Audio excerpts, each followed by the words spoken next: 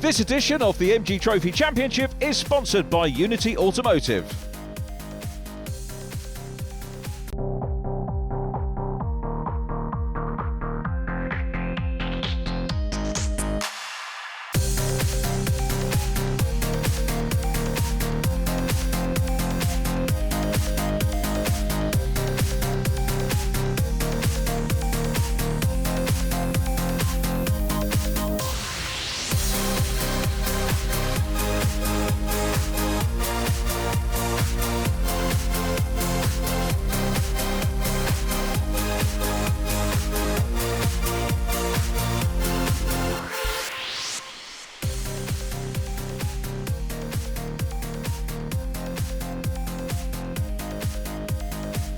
Hello everybody and a very warm welcome along to our third programme for the 2021 season of the MG Trophy Championship.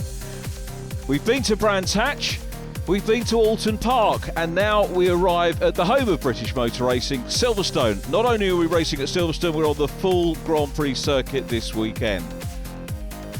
Preparations ongoing down in the paddock, and Barry is down there as well, catching up with our sponsor for this round.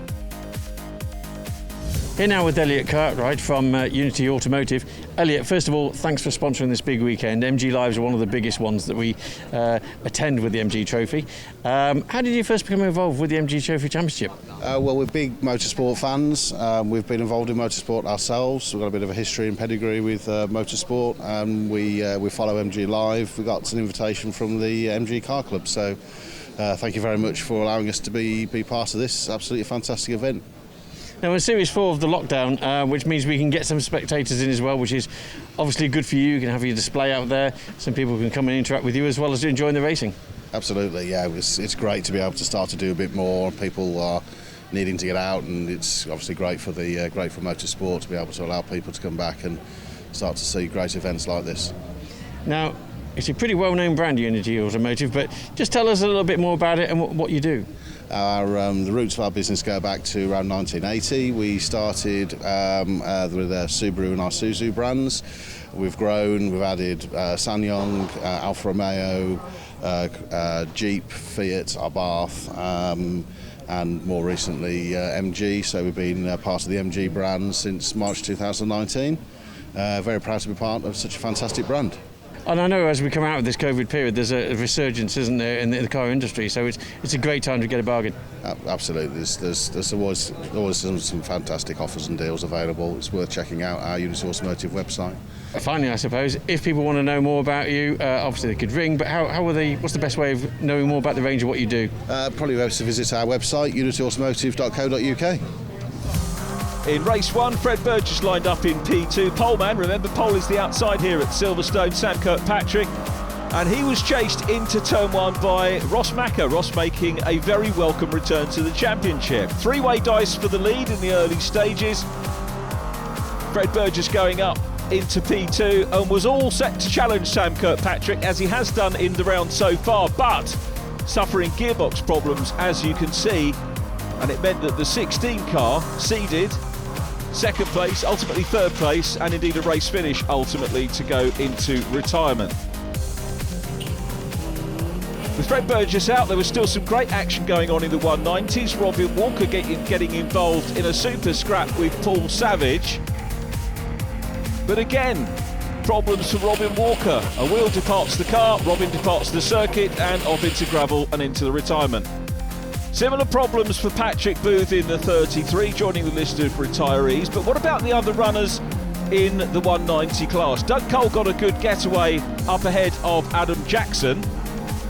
The evergreen Doug Cole, evergreen in blue we should say, having a super battle with Jackson right the way through the race. Adam here looking at the outside line as they come into the chicane.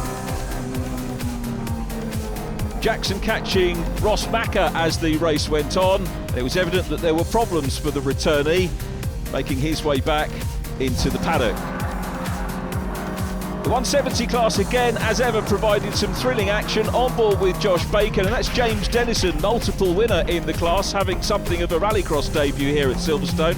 And James Dennison impressively got back on and got his head down to claim a good place in the final result. Josh Bacon, though, was in the driving seat. He got away. Joseph Delgado had a moment off on the run-off area as well and managed to recover. And here's the view back from Josh Bacon. Number 80 car, Tyler Ballard, being passed there by the 14 of James Dennison. Super recovery from him. And in car now with James Cole. James involved in the mix to try and get onto the podium in the 170 category as well here at Silverstone. Neat move on the inside from James there as they exit Woodcote and tick off another lap for the 170s.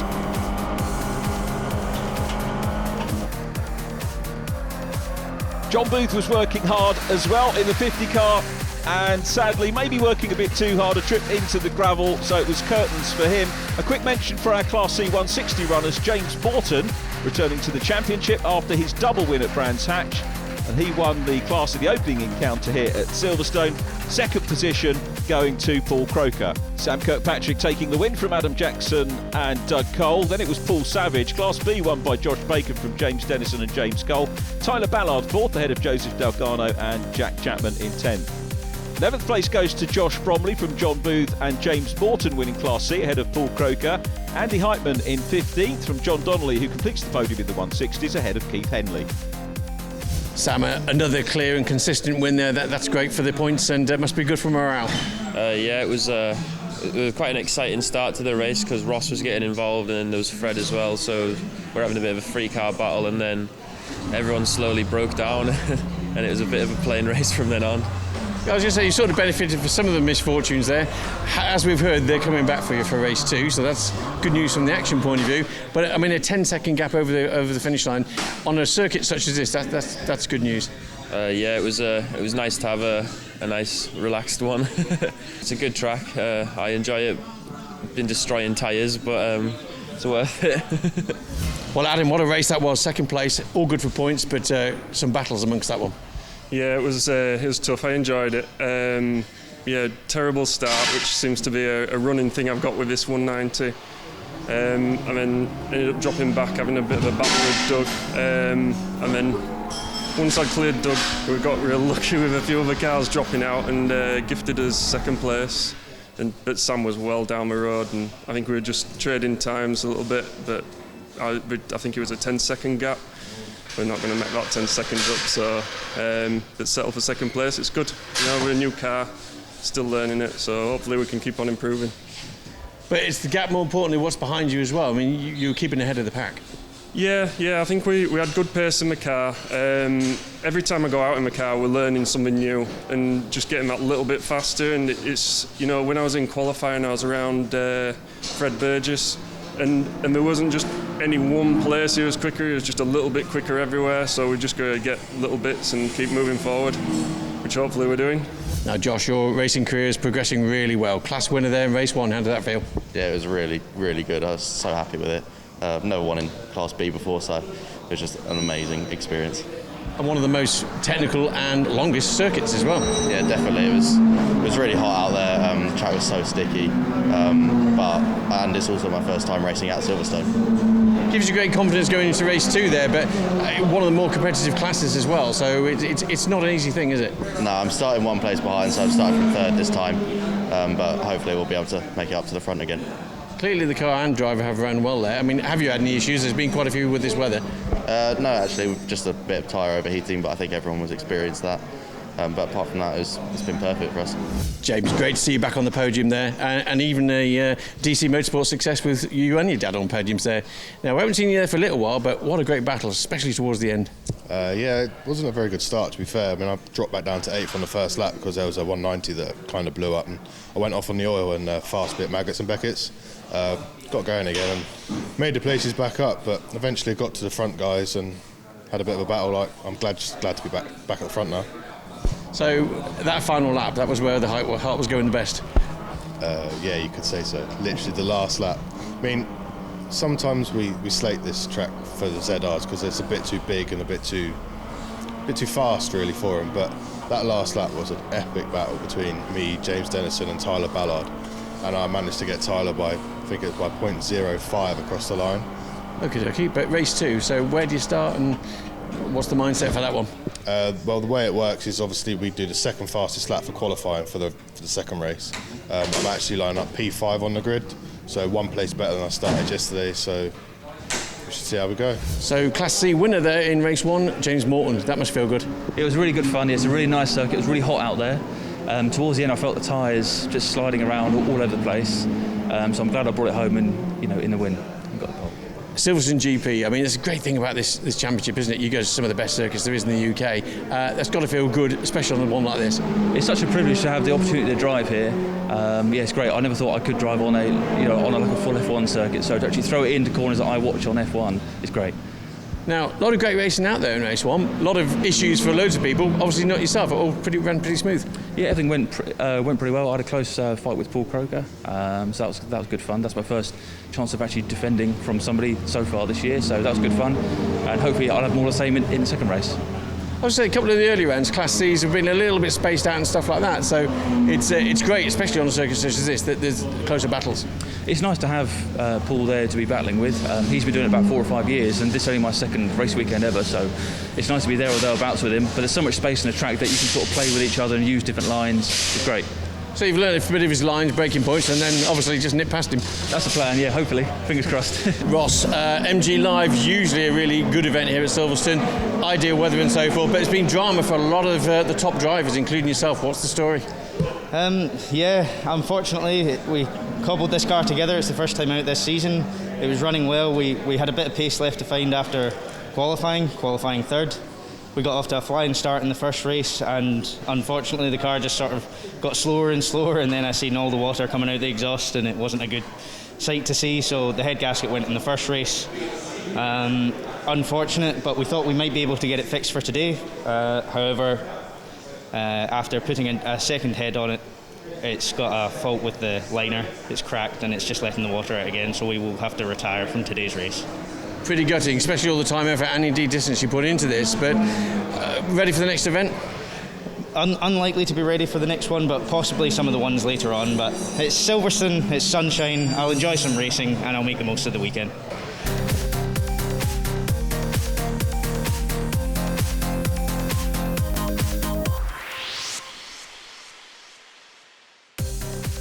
Welcome back to Silverstone and the third event in the 2021 MG Trophy Championship. This round brought to you by Unity Automotive. Day 2 of the event, several retirements in race 1, a lot of work going on overnight in the paddock, including work on the car of Fred Burgess.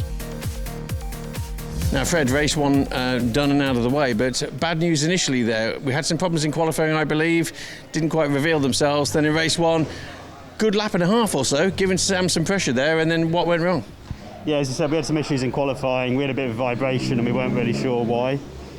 We made a few precautionary changes between qualifying and race 1 in the hope to find the issue. But straight away on the green flag lap, I knew something was wrong and I had some issues selecting some gears. I thought I'd take the start and see how it went. And yeah, for a lap and a half, it was good fun pushing Sam down the hanger straight and round Stowe. And then when we came to come out the chicane, I just had no drive. I managed to find drive again 15 seconds later, but it happened again 2 or 3 corners later. At that point I was like, there's no point carrying on, so pulled in. Now, we know you were in the front end, you were at the pointy end, you got the pace, the car certainly had the pace initially there, so what's happening now? Are we ready for race 2? What have you had to do since? Yes, we had quite a big change, so flywheel bolts are all shorn off, so we've changed the clutch and gearbox.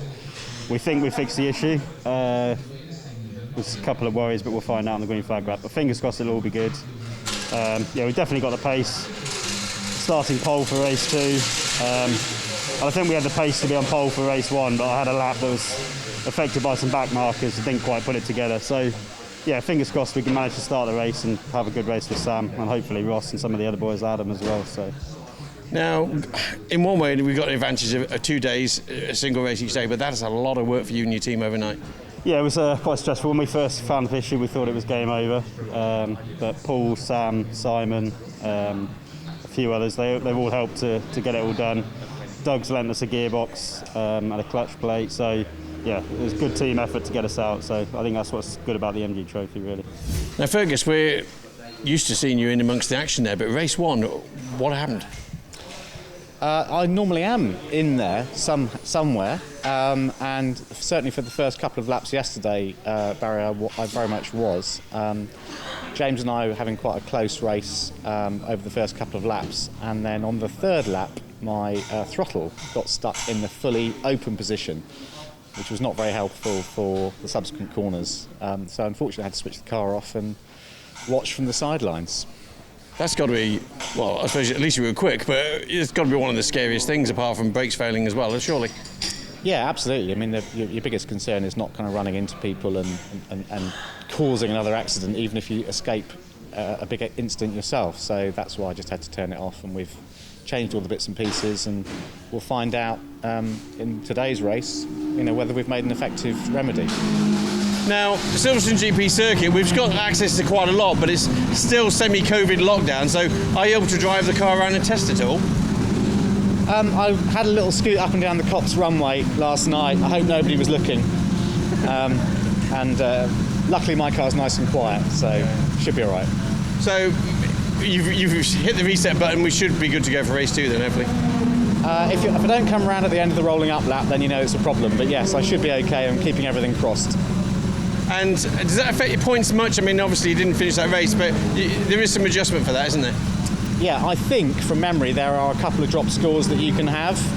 So I've obviously used one if that's the case.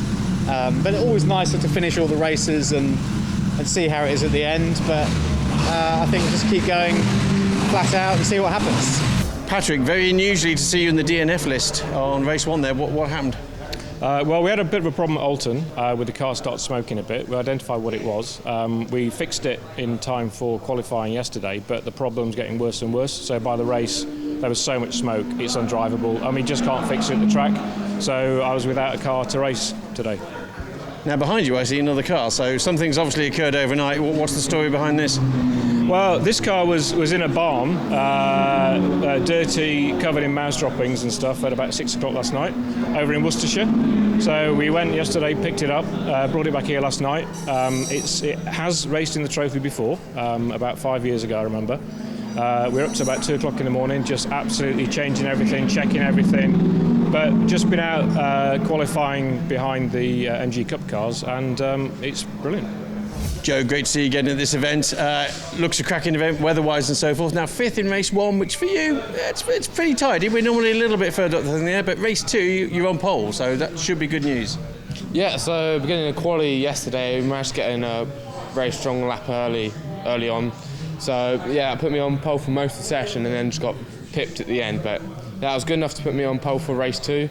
And, I'm on the inside for the first corner, so hopefully I'll just stick it down the inside, keep it clean, keep everyone else behind me, and go on from the first corner, really. And don't watch your mirrors. Hopefully I won't need to. If I get a good start, try to get a 190 in between me and whoever's leading the other 170s. But yeah, I'll be keeping an eye on my mirrors, making sure no one's getting too close behind. Great circuit, isn't it? I mean, lots of technical bits and pieces. Yeah, so it's very long to what we're used to as well, and from Alton going from a very narrow track to this, which is extremely wide. It was great fun, and temperature and some weather outside is lovely for it, so nice hot days. I suppose of all the circuits we go to, it's probably the one that gives you the most overtaking opportunities if they arise. Yeah, so it's quite a powerful slipstream around here as well, so along all the straights, if you're tucked in behind someone, you're going to get close by the braking zone, so yeah, so elbows out for the defending today, I think. Joseph Delgado will be pleased to be on pole position for this race as the cars under blue skies come out onto the Silverstone circuit. Although we're using the Grand Prix circuit, we're actually starting from the national circuit start line, and as we mentioned before, pole position is the outside, so right of shot as we look. An outright pole going to Fred Burgess, breaking the run of Sam Kirkpatrick. James Cole is here, he lines up 5th in the 170s, Class B, so James Cole coming into. Great to see him on the podium, so all good close stuff, lots of competition. And I think we're pretty much ready for the start of our second race of the weekend, the full 3.6 mile Grand Prix circuit here. Patrick Booth's replacement car. Great work by the team to get that out and ready for today. Green flag is indeed now shown at the back of the field, so we're ready to race. Wait for the lights to come on, and it's going to be Fred Burgess versus Sam Kirkpatrick. Burgess on pole, and both he and Sam Kirkpatrick made a good start. It's Doug Cole in third. Ross Backer, of course, sadly not joining us for this one. He would have started third ahead of Adam Jackson and Doug Cole. They've made a great start. Josh Bromley there in the 97 car, showing well, but contact as they go around Coppice, and off goes James Cole, and Josh Bacon is off as well. So a skirmish between those two. The race leaders, meanwhile, already heading off the national circuit through Beckett's and down towards the iconic Hangar Straight for the first time, with Fred Burgess leading. Sam Kirkpatrick is in second. Now, will those cars get cleared? It is a long lap. Hopefully things will be cleared up before these cars make their way around. It's a 2-minute 30 approximate lap for these runners. Challenge on for second position. Adam Jackson on the outside line now as they come down into Stowe Corner, but it's Sam Kirkpatrick holding on. Kirkpatrick will be disappointed to be dicing for second rather than the lead at this stage. Robbie Walker going through shot. In car with John Booth. Joseph Delgado uses a little bit of runoff there. You can see the iconic Silverstone wing, home of all the Grand Prix teams when we're here for the British GP, and coming onto the start-finish straight. Now, around this tight chicane, this circuit really is a superb place to come and race, and the very best circuits put on by the MG Trophy Championship. And that's a great view, isn't it? Through the heat haze of the cars. Super sight, super sound as well. So John Booth, looks a little bit of run off there for John in the 50 car. 8th position in class for him in race number 1. He's going to rejoin safely, which is good. And he will resume battle. Makes his way back through with Keith Henley, who was 10th in the first race in class. Patrick Booth still racing hard as well. Now we're hearing we are going to get a safety car as the cars come down in towards Brooklands. A good lead here by Fred Burgess. Fred's going to be delighted with that. Sam Kirkpatrick looking a little bit happier in second place now, with Adam Jackson in third.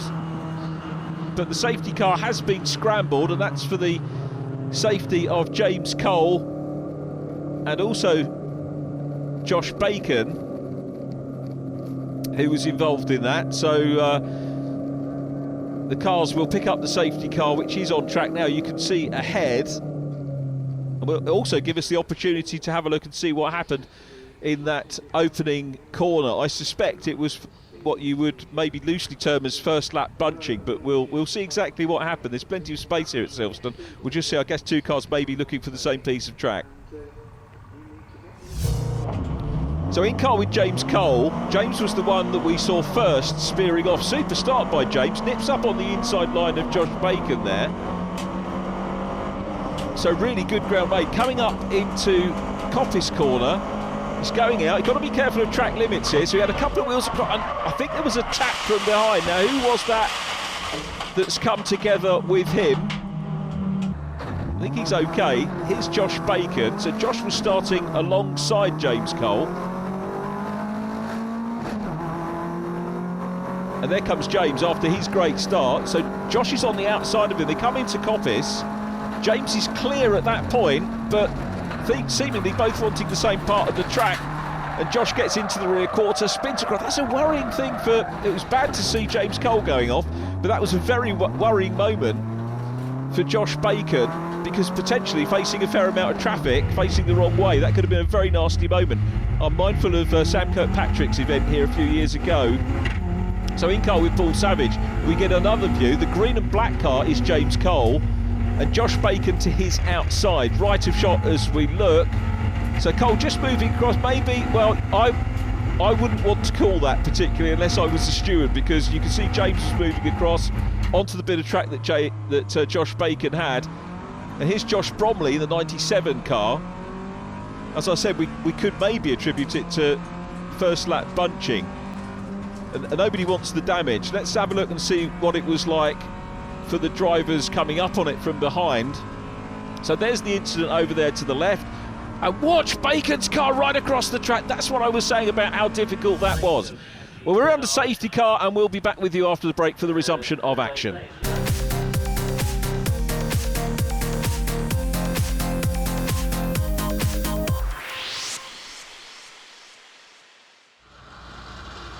Welcome back to Silverstone, still under safety car conditions here for the problems with James Cole and also Josh Bacon. Let's have a look and see what happened once again. So here we are on board with Josh Bacon. If you look to the right, you'll see James Cole, who made a really brilliant start after his podium, of course, in race number 1. There is James in green. He's going to come out and grab more of the racing line on the outside of Coppice Corner. Josh Bacon was there as well. The two cars come together. The momentum from Josh spins James Cole off the circuit. Josh Bacon goes off the other side. Thankfully, while he was facing the wrong way, not collected. Well, thankfully, not collected at all. Manages to rejoin. He'll be on the back of the pack for the restart of the race. And it means that the class winner from race number 1 has got a lot of work to do. Not only to try and pass his classmates in the 170s, but also the 160s as well. So he'll be relieved there's a safety car. No such relief, of course, for James Cole. Bitter disappointment for the driver who finished on the podium in race number 1. James Cole being low-loaded, or prepared to be low-loaded away. Such a shame to lose him from the race. James only, of course, back with us last time out at Alton Park. And he'll have to repair for our next round. Let's have a look at some starts, though. Fred Burgess from pole position, super start. The view here, exactly what he wants to see. Ahead, clear circuit. And behind him, multiple winner and championship leader Sam Kirkpatrick. So all good stuff off the start for Fred Burgess. Robin Walker in the 77 car, 6 on the grid. Makes a good start.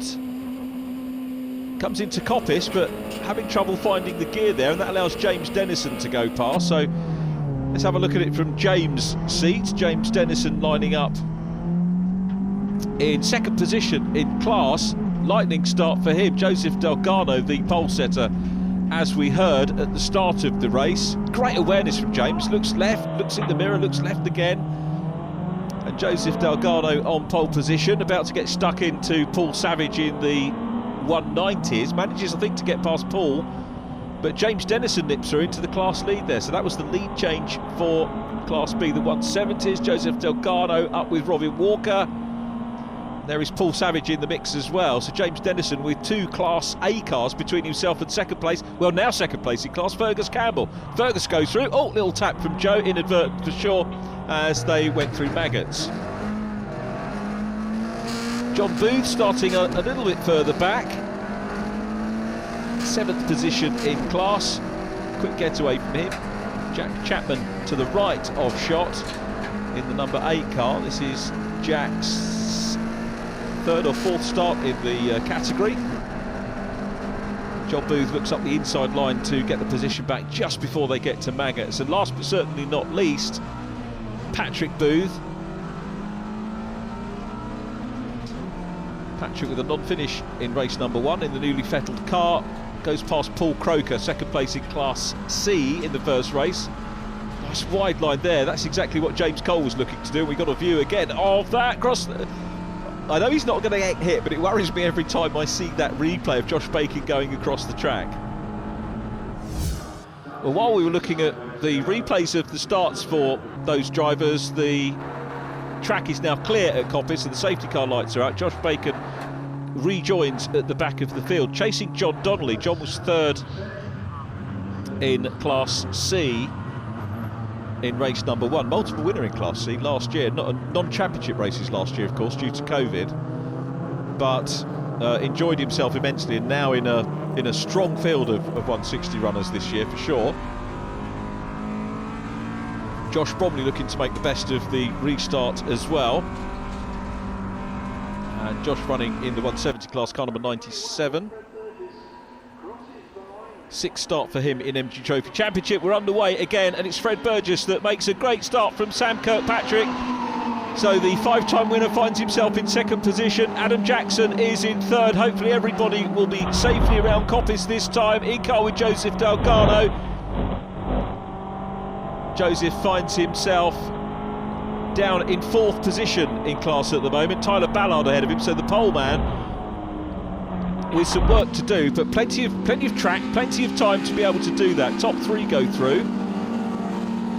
Doug Cole running in 4th position. Paul Savage. And here are the battlers in the 170 class, about to head down onto the wonderful Hanger Straight.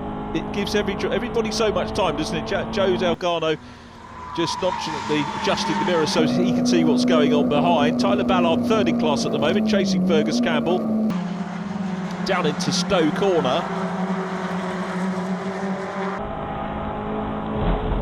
James Dennison, super quick start from him. So Dennison, the leader, he's in the black car ahead. Joseph Delgado looking to make a move here on Fergus Campbell, and Joe Delgado locking up and rides the curbs. Was there a little bit of contact with Tyler Ballard as well as they went into the chicane? They've all recovered, so good stuff from them recovering. Jack Chapman is down behind them as well. And Delgado was keen to get back into a podium position. Here he is, locks up, going down. Was contact on Tyler Ballard's car, rode the curbs. That could have gone over, but it didn't. It got back on all four wheels. The scrap for the podium positions in the 170 class, Class B, continues apace. Patrick Booth goes through shot there. In car with John Booth at the end of the Hamilton Straight and heading through Farm. They, of course, ultimately join the national circuit, what we know as the national circuit, which is more traditionally associated with club racing, and go on to the long straight, which is where they are now, coming down into Brooklands. And it's Fred Burgess coming under a little bit of pressure now from Sam Kirkpatrick. Sam getting closer, Adam Jackson still there in third, and we'll be keen to try and close in. It was a very magnanimous interview with Adam Jackson, I've got to say. I think still, to be fair, learning his way. He was saying that Fred was quicker than him everywhere, but he's not far away, Adam Jackson. Robin Walker going through shot there as well. So Doug Cole comes into shot at the back there in the two-tone blue car in fourth place. Then Paul Savage, Robin Walker, James Dennison in black and green, the traditional MG colours, is still leading Class B. And behind him, Fergus Campbell in 31, then Tyler Ballard in the 80, the blue number 80 car. And the College Motors machine runs a little bit wide there, as did Joseph Delgado. They will get warned for track limits if they persist in doing that. Tyler Ballard having a look through Maggots up into Beckett's now. The next point of call for them will be the Hanger Straight, which is where they're about to head on to. Twists and turns before they come onto the Hanger Straight. Now these two guys really, I'm guessing with open space, potentially might want to work together. Oh, yeah, that is maybe what Tyler Ballard's saying there. If they can work together, slipstream each other, get a bit of a tow, they might be able to work to. You get that in where teammates will work together in qualifying, because the two cars working together potentially punch a bigger hole in the air and can go quicker than a single car. And I think that's what Tyler Ballard is getting at here with Fergus Campbell. They might be able to close down on James Dennison, the class leader, who has a little lock up there. That will certainly help them in their quest to close in on him. Joseph Delgado passes the scene of the incident on the previous lap, thankfully keeps it all on four wheels this time. Jack Chapman is in behind. Jack's sixth position in his second classified finish in the championship since joining this year. So there is James Dennison, the class leader. A lovely shot through the heat haze. It's tricky conditions for the driver, very hot conditions for the drivers to be cooped up in the cars. Now Tyler Ballard here taking a wider line. This will maybe afford him a better exit and a chance of a nibble at Fergus Campbell. Fergus keeping things tight, I wouldn't say defensively. And a change for the outright lead. Whilst we're watching the battle in the Class Bs, into the lead has gone Sam Kirkpatrick. Fred Burgess down to second. The one thing we know about Fred is that he won't give up. He knows he's getting on pace with Sam Kirkpatrick now, having taken that pole position for this race. That was as the second fastest lap time in the single qualifying session. James Dennison has been caught, so Fergus Campbell challenging him, Tyler Ballard in the mix as well. Now if they have worked together, maybe aided by that little lock-up, as we go back to the battle for the overall lead, it's difficult to know where to look, isn't it, at the moment? But the Wheatsheaf Garage car gets back into lead position, and here comes Fred Burgess challenging back. The one thing we knew about Fred was that he was not going to give up, and goes side by side as they head out of Maggots towards Beckett's. It's all to no avail at the moment. The Cumbrian youngster Sam Kirkpatrick maintains the lead in the number 3 car. Kirkpatrick leads Fred Burgess in second. Fred will mount another challenge. Here's the view from the other end, from the Stowe Corner end of the Hanger Straight, under the Silverstone Bridge. And Fred Burgess, if he picks up the toe, might be able to make a move. So he's very close, and Kirkpatrick a little bit defensive coming into Stowe Corner. And round the outside, this is great brave stuff here indeed by Fred Burgess. If he can hold on, he might get the run. You don't see that achieved very often. Kirkpatrick's got it, but it's going to be about breaking down into the chicane. And Burgess is having a go, locks up very hard on the brakes. They don't touch. Super racing from the pair of them. And Burgess gets the lead back, a little tap on the back end from Sam Kirkpatrick, just letting the new leader know that he is still there.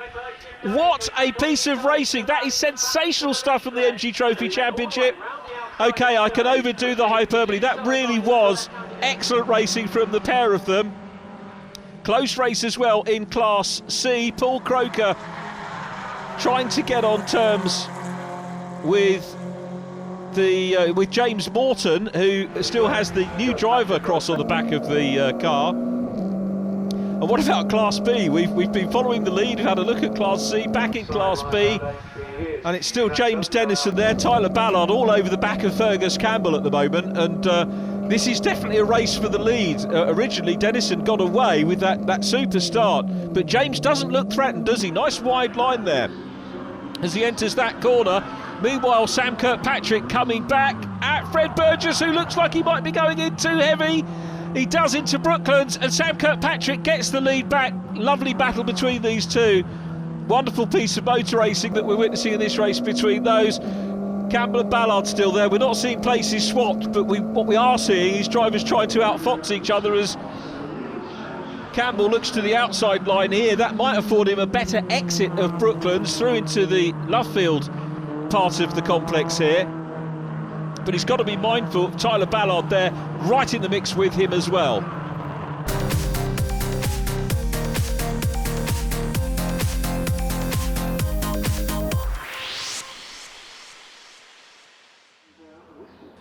Welcome back to round 6 of the 2021 MG Trophy Championship.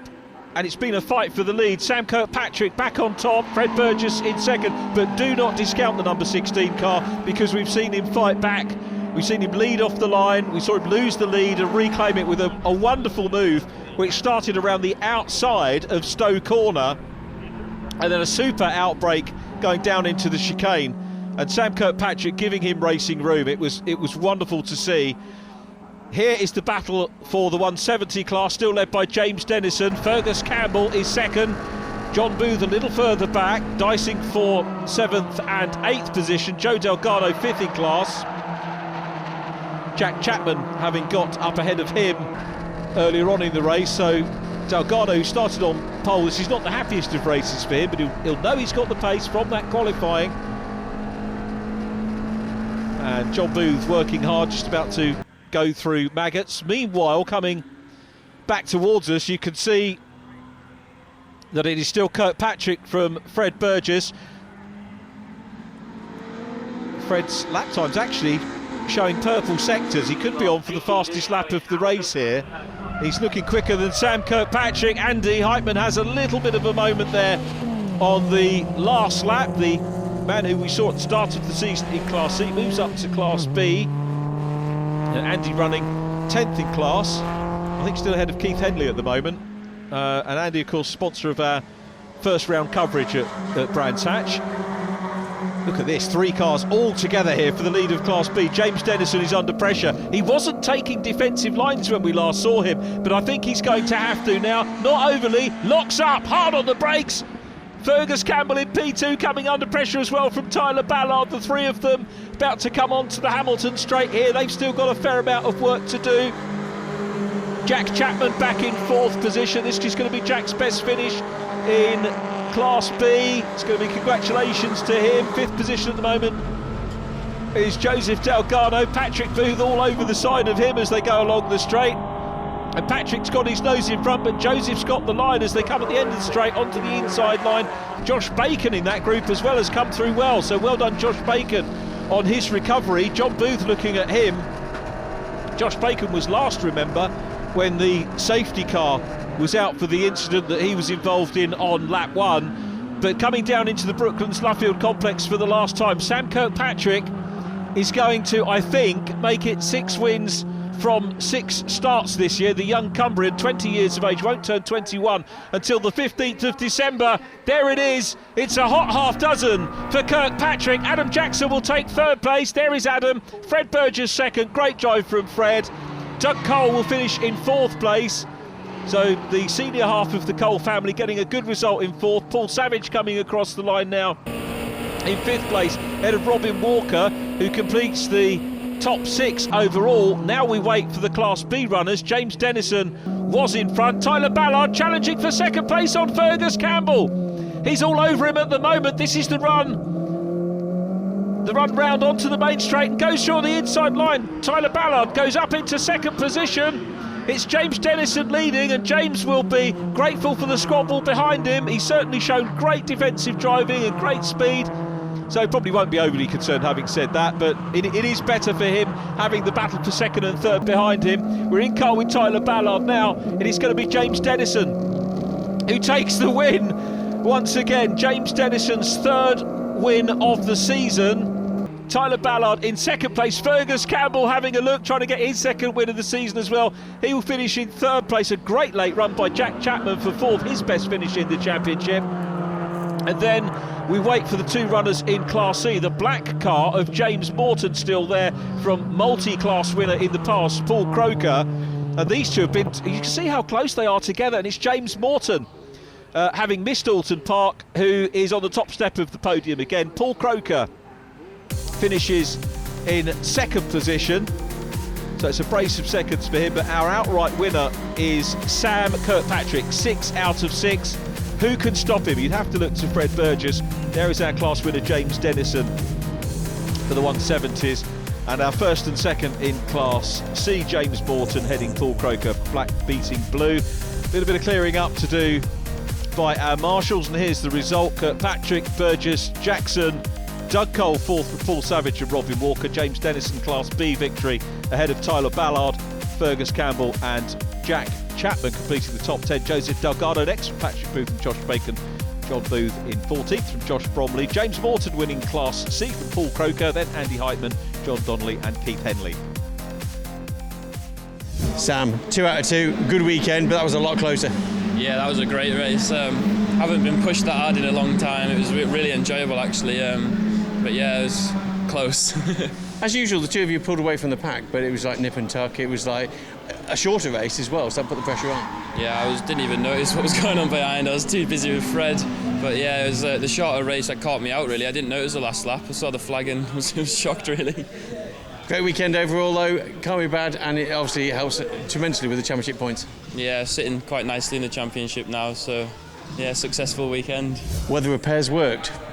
Yeah, I think we still got an issue. I had a little bit of a vibration, but the pace was there, and it was a really good race for Sam. Shame he just got me to the line. We kept swapping positions every lap, so yeah, shame he was the one leading at the end. But I was going to say nip and tuck, chopping and changing, as you say, every lap. So you could have done one more lap would have been good.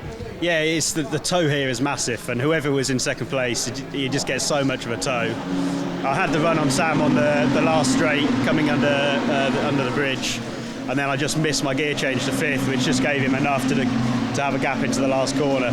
I knew it was probably the last lap, so I'm kicking myself a little bit, but yeah, really good race. It's quite fair racing with side by side for a lot of it, so it's good fun.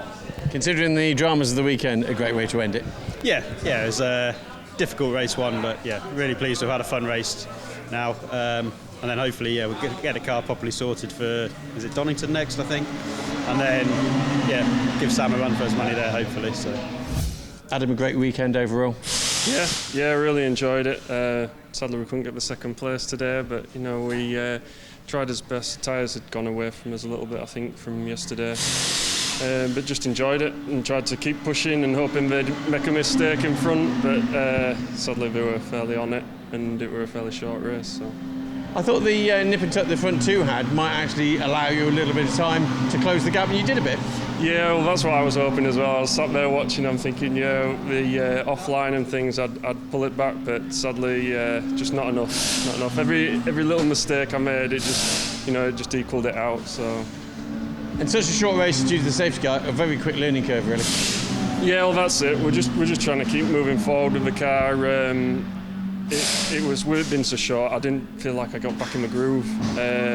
With the safety car coming out, it kind of messed it up at the start. I was in a good position initially off the line. But yeah, then on my restart, I had a good opening part of the lap, and then the second half of the lap, I just made a couple of mistakes, and once the gap's there, it's difficult to pull it back. James, great weekend, second and a first in class, so pretty pleased with that. Yeah, I was a bit disappointed with yesterday because we were going quick enough to win it, but just wasn't smart enough to start having a really good battle actually with Tyler and take first, so I had to settle for second. But today, today was a lot better. It's still a difficult race as the safety car interrupted things and kind of interrupts the flow, but yeah, P1 in the end, which is great. I think we're all watching the clock with that safety car. It's a long circuit to get around there. Obviously had to slow things down for safety. The pressure was on then as soon as that was released. Yeah, exactly. I got a good start off the safety cars. I just tucked onto the car behind, and I think Fergus behind me, he didn't get quite as good a start as he was about a second and a half back after that. But I knew that I looked at the laps we did, and I knew that they were about 5 minutes long, so I knew how much we had left. I could pretty much guess which the last lap was going to be. It was a relief to see it in the end. And you've come out the weekend unscathed by the look of it? I wouldn't quite say that. There was a couple of repairs done yesterday because of a bit of contact. But on the whole, it was good. It was a lot better than Alton Park, which is last time round when the engine blew up. And that hasn't happened today, thankfully. So. Donington next, how do you fare on that one? Yeah, Donington, I tried to do some testing earlier this year at Donington. And unfortunately we had a few engine issues, so I couldn't get the practice I wanted, but it's a good circuit. I haven't mastered it yet from last year, even though I did get 2 wins, but I had a bit of luck as well, so yeah, hopefully you can repeat that this year. Tyler, great to see another podium there. Very short race, and in a very short space of time, you went from 6th to 2nd. That's quite a result. Yeah, I'm really happy with that. So we had a good race yesterday, but today's sort of topped the weekend off. So there was a bit of carnage in at the start of the race, which caused obviously the safety car.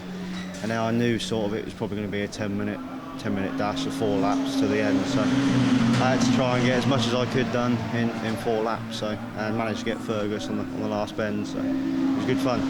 Well, you maximised what you could. I think we had about 4 laps or so to go there. You could have done with another couple, no doubt, but still a heck of a progress in a short space of time. But pretty tough out there, though. Yeah, it's definitely tough. I mean, any driver in the 170s at the minute is capable of winning the race, which makes it much more fun. So yeah, looking forward to Donington now. So I was going to say, Donington's one of your favourites, isn't it? Yeah, I really like Donington, so hopefully we can get a win there. James, 2 out of 2, great weekend, and that very short race, but action-packed. Yeah, it was a really, as you said, action-packed race. Me and Paul were getting really close at times with a couple of little marks on the car to show it. It was fun, it was hard, it was really hot out there as well. Much less grip than yesterday, I found. Safety cars crucial, but obviously frustrating for drivers. I thought you might get 3 laps in. I think you managed to get another 4 in, so it gave you a bit more time, didn't it, to progress? Yeah, definitely, but the whole time I knew that I had to get past Paul, so I just wanted the safety car to come in, and when it didn't come in, it's just frustrating, but it worked out in the end. Great weekend, though. Do you think in the future we'll see you moving classes? I'll be thinking about moving up to 170, see how this season goes. The aim is to win the championship in the 160 this season, and then speak to the guys at 4G, see if they can get me a car ready for next year in 170. That'll be the plan, yeah. Sam Kirkpatrick still leads the standings and Class A. James Dennison 2nd overall and leader of Class B. The man we just heard from, James Morton, 6th overall, leading Class C. Thanks for watching today. We'll see you next time.